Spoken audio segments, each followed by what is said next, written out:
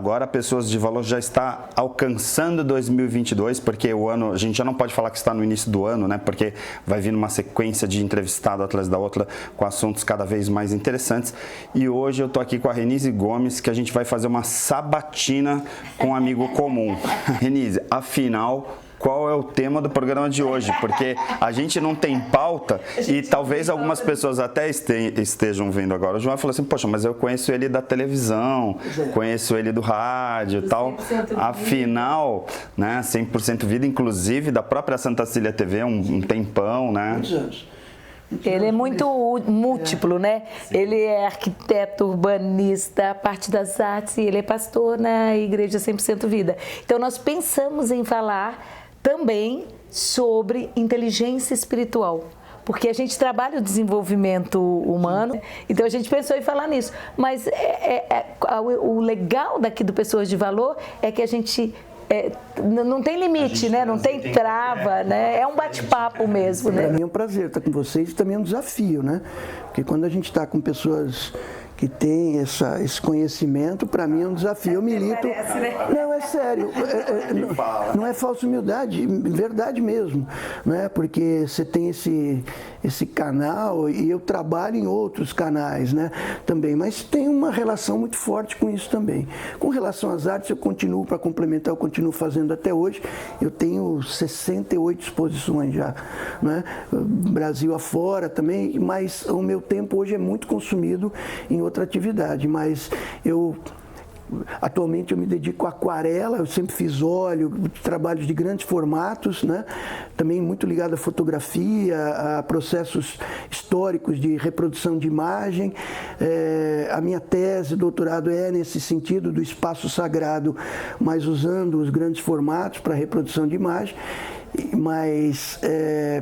E hoje eu faço aquarela, todo dia, assim, algumas horinhas ali. Que horas isso? À noite? Normalmente no lado do cérebro, né? Porque outro dia a gente estava falando sobre os aspectos, inclusive na própria psicologia positiva, que eu e a Renise, a gente é super fã, né? E estuda bastante, a questão da contemplação, né? Então, assim, existe um estágio de evolução, não no sentido de evolução hierárquica, assim, mas de efetivamente estar se desenvolvendo o cérebro. E quando você alcança essa contemplação, esse momento de poder pintar ou ouvir uma música erudita, por exemplo, né, poder efetivamente meditar, relaxar, e aí a oração, que é o que eu queria trazer um pouco também para esse universo, né, o quanto a oração é importante como uma forma também de meditação para se conectar com tudo que é mais profundo no seu eu, né? Então, apreciação do belo. Dentro da psicologia positiva, o Martin Seligman, ele diz que, complementando isso, existem 24 forças de caráter, né? E aí as mais diversas possíveis, e a apreciação ao belo, inclusive, é a minha mais forte. Embora eu não manifeste em algumas coisas, mas talvez nessa questão da contemplação. E a gente trabalha com as 5 principais. Entre as 24 que existem, é um teste até gratuito, que é no VIA. Aí, quem quiser, é só pesquisar. É melhor, na verdade é um teste que você faz para se conhecer melhor, para ver as tuas características. Mas vamos lá, queria já entrar com a pergunta de $1 milhão que a gente fala aqui, já para começar o programa aquecido, já que a gente falou um pouquinho, a gente até colega de faculdade, mas essa questão, trazer um pouquinho essa questão da concentração, da oração, do poder da oração, e aí eu entraria na questão, a gente estuda neurociência, a questão do pré-frontal, da fé e tudo mais. As pessoas que trabalham essa inteligência espiritual, que trabalham a oração e o poder da oração, realmente acabam tendo um algo a mais? É uma vida com propósitos? Uau, que expressão! Essa expressão me arrepia, porque é exatamente essa expressão, né? Uma vida com propósito, né?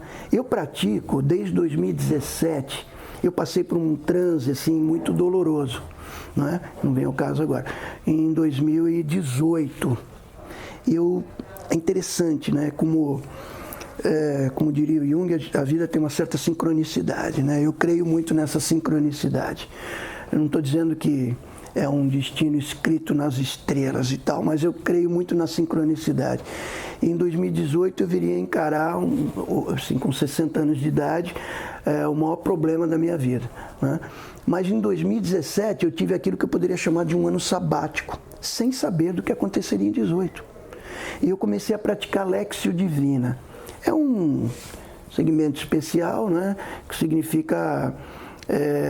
ela se desenvolve em algumas dimensões. A primeira delas é leitura, a segunda delas é você permitir que a leitura leia você, ou seja, você entende objetivamente o que você está lendo, e aí eu tenho alguns conteúdos que são objetos da leitura. A segunda é permitir que aquilo leia você. Primeiro você compreende objetivamente palavras-chave, o texto, depois você permite que aquilo leia você. O terceiro estágio é a oração, e o quarto é exatamente a contemplação. Não é? Isso mudou a minha vida. Eu vou usar uma expressão aqui que é própria do meu meio, mudou minha vida devocional. A devoção no sentido da minha entrega, né? de eu buscar justamente essa vida com propósito. Mudou completamente. Embora eu não tenha parado de trabalhar, foi um ano sabático, porque eu me dediquei durante um ano inteiro, o sábado inteiro, para fazer isso. E eu fiz um curso de revisão de vida em São Paulo com um mentor, que hoje está em Portugal, mas que a gente mantém contato permanente. E aquilo mudou completamente. Uma das primeiras coisas, para vocês terem uma ideia, que a gente, num papo informal, eu contei um pouco da minha história para ele e falou: João, faz o seguinte, né? Lava o bebê, joga água suja fora, mas mantenha o bebê. Porque em certos momentos da vida você tem vontade de fazer uma ruptura total, né? Ele falou: você tem paradigmas importantíssimos e tal, mantém isso. Eu sabia também, né? Você mantém isso e vamos fazer aqui um trabalho de você aparar as arestas e tal. Você sabe que 60 anos de idade, hoje eu tenho 64, aquilo mudou completamente minha vida. Não eram coisas absolutamente inovadoras, mas a prática daquilo e a disciplina. E hoje, a sua essência. A palavra-chave para mim é disciplina. Essa é a minha palavra-chave hoje. Porque eu era uma pessoa como tantas outras, né? Cheia de convicções, pleno de convicções. Continuo. Outra coisa é como você coloca aquilo em prática. Então a inteligência espiritual, ela não parte de uma coisa que fica só dentro de você, que você retém. Ela é a capacidade de você dar sentido para a vida. Ela aponta não só para você, mas para além de você mesmo. Sobretudo em relação ao meio que você vive, para poder transformar, em relação às outras pessoas. Há um princípio espiritual importante que é dando que se recebe, que os políticos tomaram isso de maneira, né, vil, não é? Mas, de fato, é mais bem-aventurado dar do que receber. É a dimensão horizontal. E quando a gente descobre isso, né, você descobre, na verdade, o verdadeiro sentido da vida, que sempre é, como diriam os Quakers, né, é sempre um princípio de fora para dentro. É a vida a partir do centro. Então, não é você em si mesmar. Sabe, não é você ficar em quatro paredes, se fechar, cristalizado, encastelado. Não, ao contrário. Quando você regula o centro da tua vida, todas as coisas fluem, sabe? Você cresce nos teus propósitos, em realização. E não é uma questão só de resultado.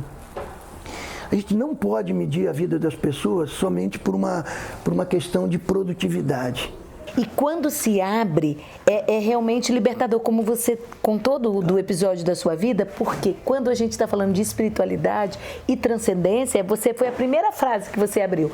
A gente está falando de propósito de vida, de significado. E quando a gente acha, porque a gente não constrói, eu vou construir, não, a gente encontra. O propósito de vida está dentro de nós, mas muita gente não acha. Então passa uma vida perdido.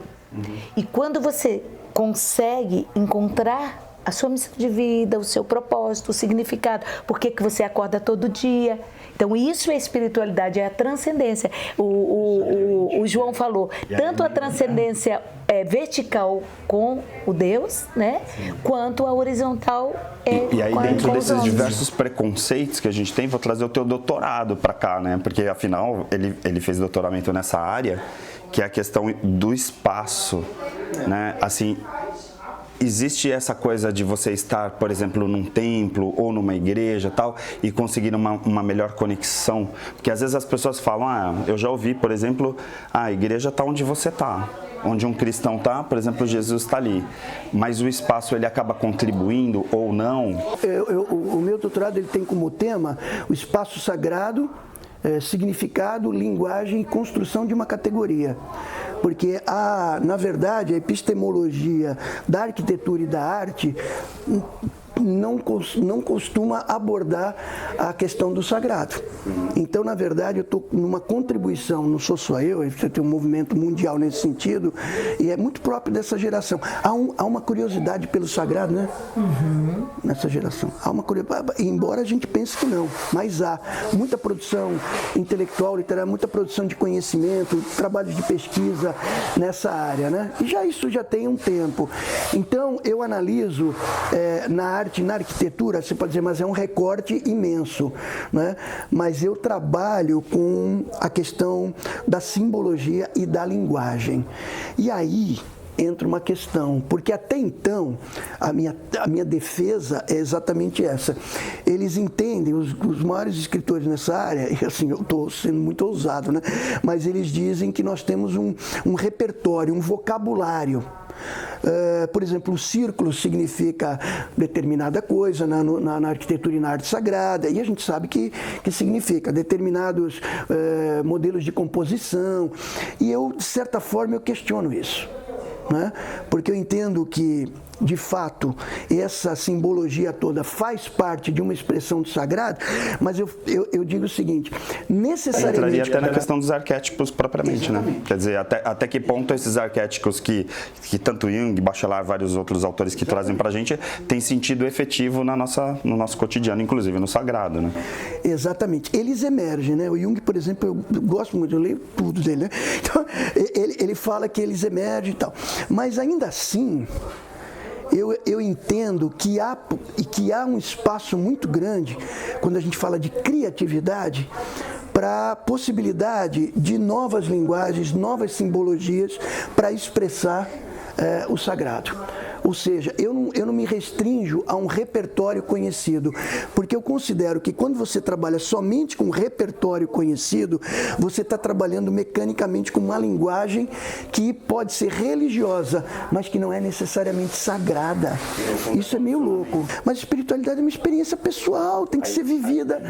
Aí dentro disso, aquela questão que eu coloquei inicialmente, da pergunta, que é assim, então dá para, por exemplo, eu reunir um grupo de pessoas na minha casa, independente de uma célula, assim, mas efetivamente a igreja está ali também, na minha casa. Jesus mesmo disse, né, onde estiverem 2 ou 3 reunidos em meu nome, ali estarei no meio deles. Eu entendo que tem as duas dimensões, né? Eu concordo absolutamente de que alguém reunido sobre o mesmo propósito, sobre o mesmo olhar, há uma unidade ali. Se a gente for recorrer a um texto de uma escritura sagrada que fala, que todo mundo conhece, da Torre de Babel, né? Ela é uma construção humana, mas ela tinha 2 propósitos. O primeiro é elevar o nome, o seu próprio nome. E o segundo é que ela alcançasse o céu. Ou seja, os camaradas eram assim, bastante ousados. Só que nessa proposição, a espiritualidade estava de fora. Na verdade, havia orgulho ali. Sim, vaidade total. Né? Mas veja que o próprio Criador reconhece o poder da unidade. E ele diz, eis que agora eles são um, e não há mais limite para o que eles possam fazer. Então veja que o poder da unidade é um negócio seríssimo. Não é? Quando alguém se reúne com o mesmo propósito, com esse elan que leva as pessoas a realizar, é uma força assim, sabe, incontida, né? Agora, a espiritualidade vai um pouco mais além disso. Então, peraí, vamos fazer um pequeno intervalo no início também, espero, porque o programa passa tão rápido que essas questões a gente vai abordar aqui um minutinho no Pessoas de Valor. Não sai daí.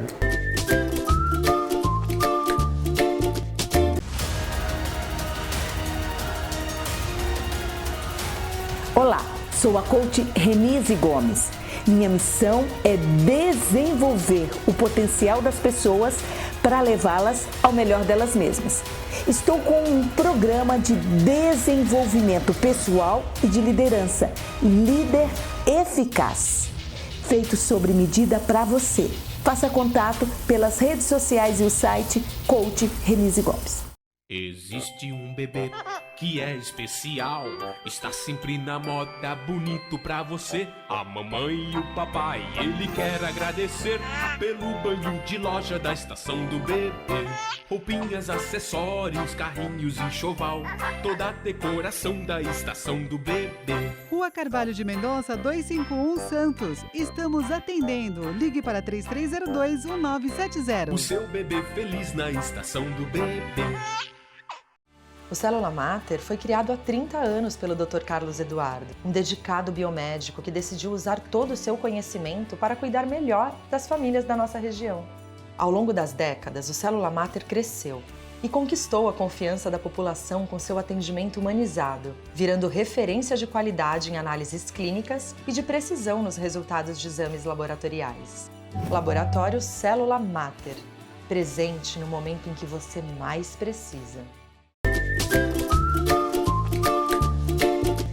De volta pessoas de valor no grau de profundidade que a gente falou no intervalo, assim, se você não estiver entendendo a nossa discussão, tá tudo certo, porque a gente também não está entendendo nada, porque a gente vai indo, vai se aprofundando, porque o princípio é o seguinte, a reflexão, o raciocínio e principalmente a mente humana é incrível e é muito legal, prazer você estar aqui no programa. Renise, por favor, agora o segundo bloco é seu. O meu papel eu fico preocupada exatamente de trazer algumas coisas. Então, você fez a pergunta se a espiritualidade no individual e para que o templo, né? O espiritual, ele é individual, ele vem de dentro para fora, como você falou, né? Mas a questão do templo, não da grandiosidade, mas é a oportunidade das pessoas estarem juntas, das pessoas se alimentarem do grupo, de você ter aquela pessoa que pensa como você, que te apoia, que tem a mesma fé que você, que as mesmas crenças, né? Então, a importância do espaço nesse sentido. Sim, sim. Até da própria disciplina, né? Assim, como ele falou, a questão da religião, né? Não só a religião, mas a questão do nosso desenvolvimento humano passa muito pela disciplina. A gente mudar hábitos, por exemplo, é super importante. Então, assim, independente da tua religião, você pode ser ateu. Falar, eu sou ateu. Mas se você não tiver disciplina, você não consegue caminhar muito longe. E aí o fato de ter um compromisso com o grupo, assim, olha, todo domingo eu tenho um culto, ou então eu tenho escola dominical, ou tenho célula, ou seja, esse compromisso da igreja que às vezes é confundido, porque quem não é do meio fica assim, esse pessoal faz reunião porque é quase uma seita, tal, ou seja, tem uma distorção muito gigante em relação a isso, mas na verdade é para as pessoas poderem estar compromissadas com a fé, né? Eu, até talvez por ser arquiteto, né, trabalhar com arte, eu caminho mais ou menos, faço aquele difícil caminho do meio, né? Eu entendo que a realidade de um novo concerto, né, do Criador com o ser humano, ele dispensa o local exatamente porque ele transfere o local sagrado para dentro de nós. É a tua responsabilidade. Nós somos templo. Então, ao mesmo tempo que eu posso estar num templo, eu sou arquiteto e já fiz vários templos, sempre buscando nesse lugar, nesse espaço tridimensional, que espaço não é só tridimensional, a minha tese eu discuto isso, né? O espaço que não é tridimensional, né? Mas, enfim, eu posso, através desse espaço tridimensional, evocar o luminoso, o transcendente, mas eu não posso dispensar a experiência íntima. Essa é que verdadeiramente transforma. Aí entra um pouco a questão que eu queria trazer a Renise para isso, assim, por que a gente acaba fugindo disso? Por que todo dia tem uma desculpa para não ir no culto, todo dia tem uma desculpa para não orar e etc, etc, etc? Porque é tão difícil fazer essa conexão, porque é tão difícil ter disciplina, Rê. Sei que a pergunta é difícil, hein? Desenvolver antes de te responder, esse contexto de inteligências é fundamental, né? Se eu preciso da corporal, da emocional, da espiritual, de todas elas para estar bem integralmente, né? Agora, por que a gente, aí respondendo, por que não ser disciplinado? Porque a gente foge, a gente se acomoda naquela zona de conforto do que a gente tinha antes, e mudar isso quando você amplia, né, quando você descobre a sua essência, o seu propósito, e você está em busca verdadeiramente, fica mais fácil ter disciplina. Mas quando você ainda está nesse momento da construção, é mais fácil você fugir, você dar desculpas. Se você não tiver disciplina em qualquer campo da sua vida, em qualquer você não vai chegar a nada. Você sabe que a gente está fundando uma pequena editora agora, e loja virtual. E eu estou começando a escrever uma série como, COMO, interrogação. E aí eu digo, oração, como? Metanoia, mudança de mente, como? Jejum, como? E várias perguntas como? Porque nós somos plenos de convicções. A gente não consegue colocar aquilo em prática. Infelizmente, tem pessoas que se contentam tanto no saber, né? E a espiritualidade ela passa pelo saber, mas ela vai além disso, porque a racionalidade ela não dá conta de certas demandas do homem interior. Ela não dá conta. Não dá conta. É legal, muito bom, mas ela não dá conta. Eu tenho que ter contato com essa interioridade, com o si mesmo, né? Com o self, né? Mas as pessoas se contentam. Então tem certo orgulho intelectual que é uma criptonita. Ela anula as tuas forças. Você vive num pêndulo entre muito conhecimento e convicção e frustração por não realizar. Por isso que o trabalho de vocês é absolutamente fundamental. Eu estou pegando ela, sabe? Estou pegando ela para me ajudar, para a gente fazer... Posso falar isso? Para ela me ajudar... Spoiler, a gente vai lançar em primeira mão aqui no programa, ninguém sabe ainda quem participa lá. Para ela me ajudar nesse trabalho de auxiliar as pessoas a reconhecer as suas potencialidades, seus talentos, os seus dons. Dons no sentido... de algo, de uma dádiva, e talentos no sentido de potencialidades naturais. As pessoas não sabem descobrir isso. E quando elas descobrem, você sabe disso, evidente, melhor do que eu, quando elas descobrem a satisfação que elas sentem, e eu entendo hoje que não são só os padrões mentais que mudam as atitudes, mas é disciplina de atitudes que mudam padrões mentais. Isso para mim foi uma revelação. Foi uma revelação. Né? Porque até então a própria escritura sagrada diz: como pensa o homem, assim ele é. Eu estou nessa pegada achando que as convicções mudam as atitudes. Só que quando você começa a se frustrar muito, não consigo mudar determinados padrões mentais. E aí eu começo a ler e ouvir. Olha, disciplinadamente, comece a fazer aquilo que você tem convicção de que é melhor. Né? Você começa a fazer o padrão mental. Você passa a viver a liberdade na vida do pensamento. Você não é mais escravo de um pensamento autoritário. Assim, eu sou dominado, eu quero fazer diferente, mas aquilo me domina. Não mais. E eu acredito muito nessa questão, aí sim, de ir para a igreja ou de ir para a oração, a questão de começar a fazer, né? Porque às vezes as pessoas falam assim: eu não tenho tempo para fazer algo. E a procrastinação está muito ligada a essa questão dos valores mentais, né? Quer dizer assim, quanto tempo vai demorar para você seguir aquele tempo? Né? A verdade é essa, né? Se não colocar em prática, é o que ele falou, a frustração vem do outro lado. Exato. Então eu tenho que ter o tempo de contemplação, de reflexão, mas eu preciso colocar em prática. Eu preciso, aí a gente sempre dá uma voltinha e vai na psicologia positiva. A psicologia positiva, ela tem 5 pilares, 5 tipos de vida: uma vida positiva, uma vida de engajamento, que é quando você faz o que você gosta muito, que é o flow, né? Uma vida de relacionamento, nós falamos da importância das pessoas, né? Uma vida de significado, que acho que é o tema que a gente mais falou. E aí a quinta, o que fecha o que Martin Seligman chama de PERMA, é uma vida de realização.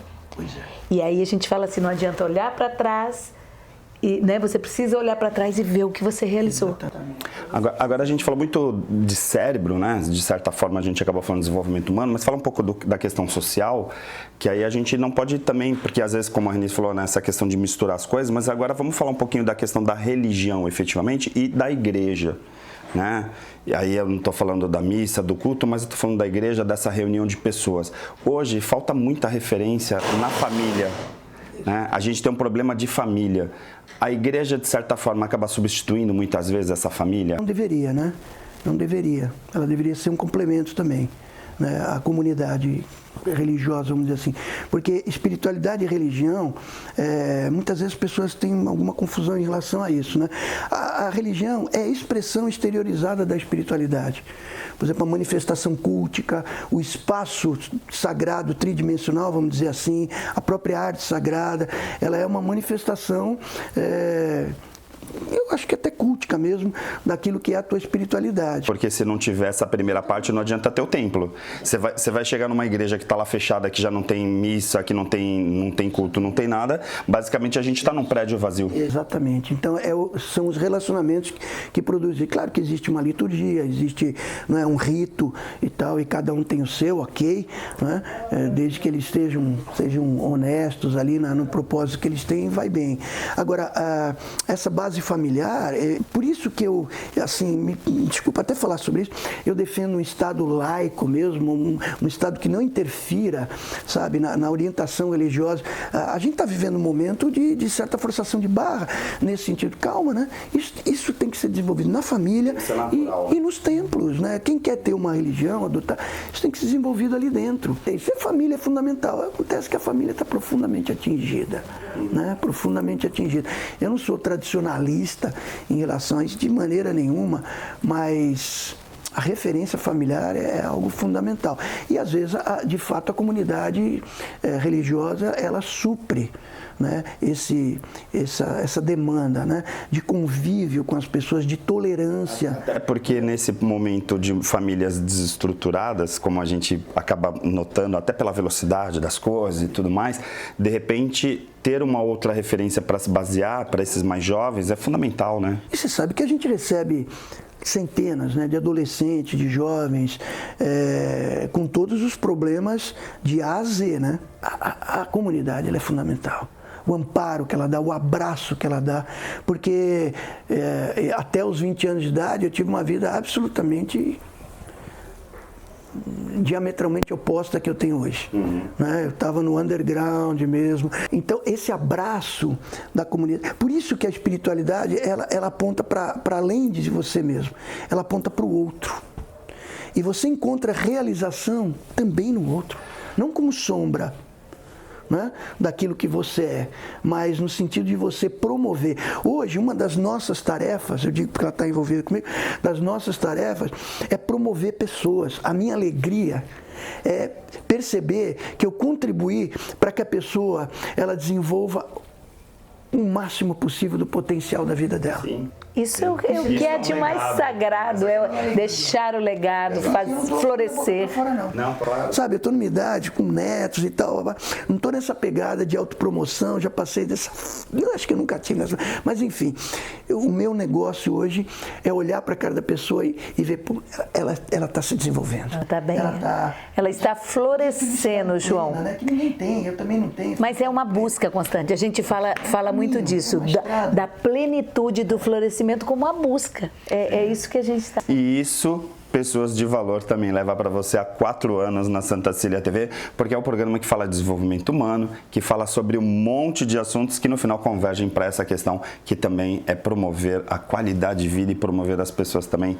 João, prazer enorme ter você aqui no programa. Que papo, né, Renise? Espero que um dia a gente leve você para lá também, junto com a gente, para a gente poder fazer um trabalho bacana. Será um prazer. Inclusive, é muito importante, né? Porque às vezes a gente fica com essa ideia de que a gente está falando de ciência o tempo inteiro, e aí às vezes a gente separa demais as coisas e, na verdade, a humanidade está totalmente integrada. Se você não trabalhar um pouquinho esses conceitos que a gente trabalhou aqui hoje, da mesma forma que não trabalha o sistema dopamínico, quando a gente está falando de neurociência e tantos outros assuntos que a gente fala aqui no Pessoas de Valor, você está perdendo muito do seu tempo, tá bom? Um forte abraço para você. A semana que vem a gente está de volta com Pessoas de Valor aqui na Santa Cecília TV. Até lá!